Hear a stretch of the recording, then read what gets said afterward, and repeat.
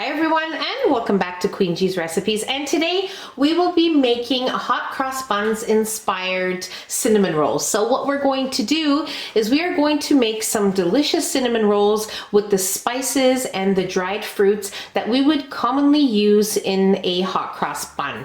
Now they are going to be super delicious. You can most definitely change up the raisins to some other dried fruit of your choice. That is totally okay. And we're also going to add in some lemon zest. It's going to be wonderful. Now there are three parts to making cinnamon rolls, which is first making the dough and then placing the filling on it. And then you have the glaze. And in between that, of course, we have the rising time and all of that fun stuff. Now, at each time, once we get to each step, I will let you know the ingredients that we will need. So for now, let's go over the ingredients we'll be needing for our cinnamon roll dough. So here we have a mixture of water and milk. We'll need some vanilla. Here we'll also be using some all-purpose flour and some salt. We'll also need some butter. Doesn't matter if it's room temperature or not because we're going to be melting it. We'll need some sugar, an egg, and of course we'll need some active dry yeast. So I'm going to be making this in my standing mixer today because it is definitely much easier. If you don't have one, you'll just need to knead your dough a little bit longer until it becomes nice, soft, and pliable. So let's move on to making our dough. Okay, so the first thing you want to do is warm up your water and milk here. Now what I did is I placed it in my microwave for 40 seconds, so you just want to give it a little stir. So between 35 to 40 seconds is usually the right amount of time for the yeast to rise. Now, I'm going to be using some active dry yeast from a jar, but you can also use those packages, which are the 7-gram packages. You would use only one package at this time. You also want to make sure that you add in 1 teaspoon of sugar from the sugar you have here for your recipe. Okay, so I'm going to do that as well. And you want to make sure that your water milk mixture are between 115 to 120 degrees Fahrenheit. Okay, so we'll give this a little mix here. And we'll set it aside for about 5 minutes, and that usually does the trick. And then we'll be ready to move on to the next step. Okay, so into our mixing bowl here, we are going to add in all of our wet ingredients. So as you can see, our yeast puffed up really nicely here. So we are going to add that in. Okay.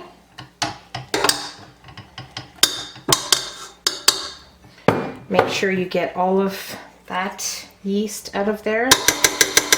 Okay. And then we are going to add in our vanilla extract.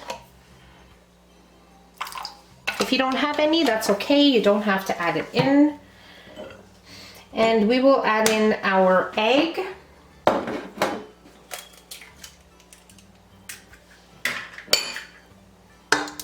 Okay. And of course, we will add in our melted butter. You want to make sure you melt your butter. Okay, and we will give these ingredients a nice mix. Okay, so just mix until the ingredients are nicely incorporated together. Shouldn't take longer than like 20 seconds or so.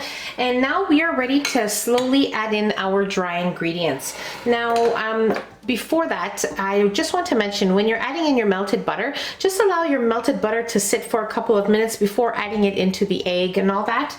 So that's that. And now we will mix our dry ingredients together. So I have my flour and my salt here, and now we will add in our sugar into those dry ingredients and just add them in. Actually, before we put the machine on, I'm going to add in about half of the dry ingredients, and then we'll give that a quick mix, and then we will add in the remaining of the dry ingredients. Okay, and now we are ready to add in the remaining of our dry ingredients here.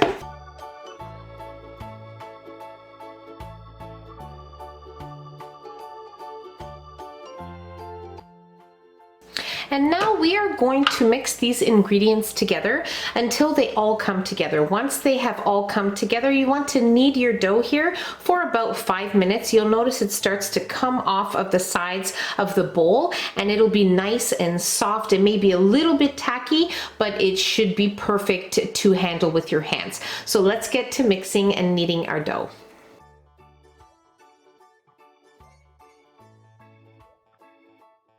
Okay, so our dough looks really good. It is nice and soft, just a little bit tacky, but this is exactly what you want. So don't be tempted to add in any more flour or anything like that. This is just perfect. So what I'm going to do is I'm just going to roll it into a disc with my hands, and then we will place it in a greased bowl. You can grease a bowl with some vegetable oil or with some non-stick cooking spray. Just make sure that the top is greased as well, so that it doesn't form a crust. And then we're going to allow it to double in size, but before that, make sure you cover it well. Cover the bowl well with some plastic wrap and a clean tea towel on top of that, and place it in your microwave with it turned off, or even in your oven with your oven on the lowest temperature. You could do that. Make sure that it is on the very lowest temperature. On my oven, I have a bread proofing temperature, so I can just use that, and if you have it, use it as well. Okay, so my dough here was rising for about an hour and 20 minutes. As you can see, it looks beautiful. We are definitely ready to roll it out on our counter. So you just want to place a little bit of flour on your counter, enough to roll out your dough so that we can make our rolls. And now what we're going to be needing for our filling is some regular sugar. We also have some brown sugar. We have cinnamon, nutmeg, allspice, and some cloves as well. And that's what we have for our spices. We will also need the zest of 1 lemon. You can also use an orange, or you don't have to use any at all. It's just usually something that's added in hot cross buns. So that's that. You also want to have some butter. And I have melted mine so it's easier to spread. Even if it's half melted, half soft, that is perfectly fine too. And here we have some raisins. Now, if you want to use any other dried fruits, that is perfectly fine too.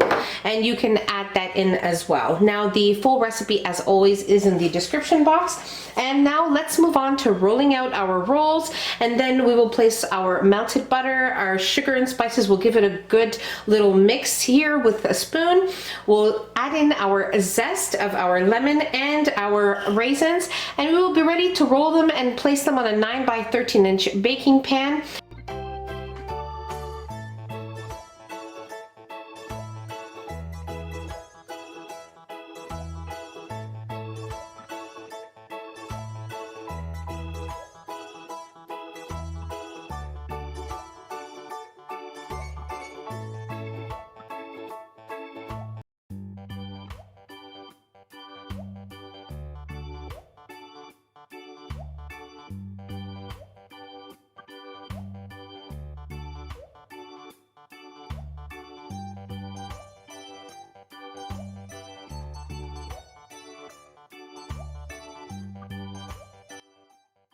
Okay, so when rolling out your dough here, you want to make sure that you roll it out to a 9 by 16 to a 9 by 18 inch size. And once that is done and you're placing your butter on your dough, you want to make sure that you leave about an inch border around, because if you place the butter and all of the filling and you roll it, it will start to all come out of the sides. So you want to make sure you try to prevent that. You just want to allow your rolls to rise at the temperature that you had it before, or wherever you had them that was nice and warm, for them to double in size once we have completed them. So now I'm going to continue on with my filling. We will cut them, place them on our prepared greased pan, and then allow them to rise, and I'll show you the next step.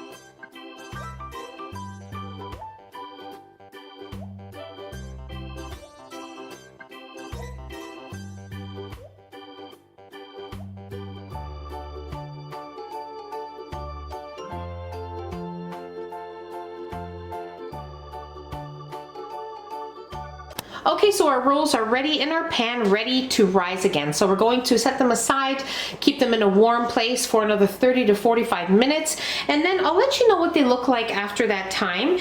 And then we will be baking our rolls at 350 degrees Fahrenheit for about 25 to 30 minutes, or until they are a nice golden brown. And this recipe should give you 16 cinnamon rolls. So let's get to allowing them to rise again. Okay, so my rolls have doubled in size very nicely, as you can see, and we also have our oven preheated already at 350 degrees Fahrenheit. Before baking, you just want to place about maybe about 2 tablespoons of melted butter on top of your rolls, and then we will be ready to bake them for about 25 minutes, or when you notice that the tops are a nice golden brown.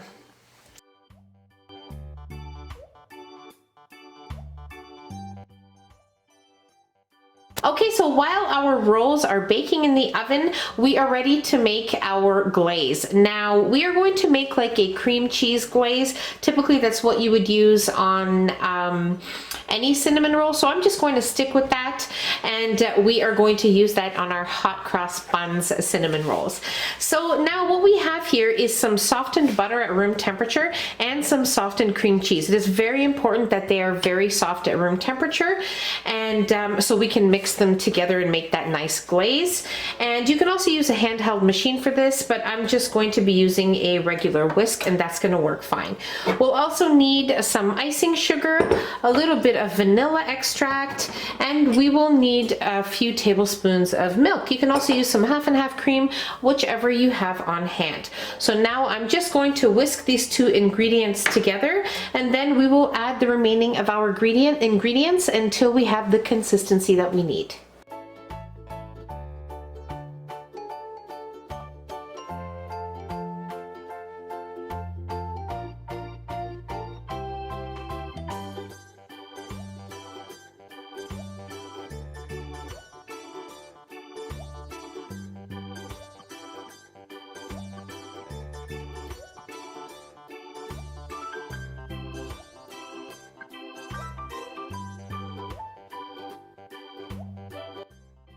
Okay, so our glaze here looks just great. You just want to make sure you mix the cream cheese and butter very well with your whisk before adding in your remaining ingredients, so you don't have any clumps of anything left in there. And I used a total of 3 tablespoons of milk, but if you find that you need to add another half to 1 tablespoon to get this consistency, then you can go ahead and do so.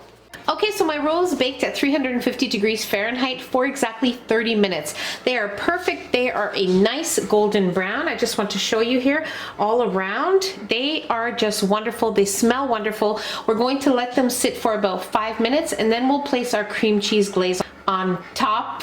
You don't want to place the glaze when they're cold. You want to allow it to spread nicely and melt into your cinnamon rolls. So just wait about 5 minutes, and then we'll be ready to place our icing.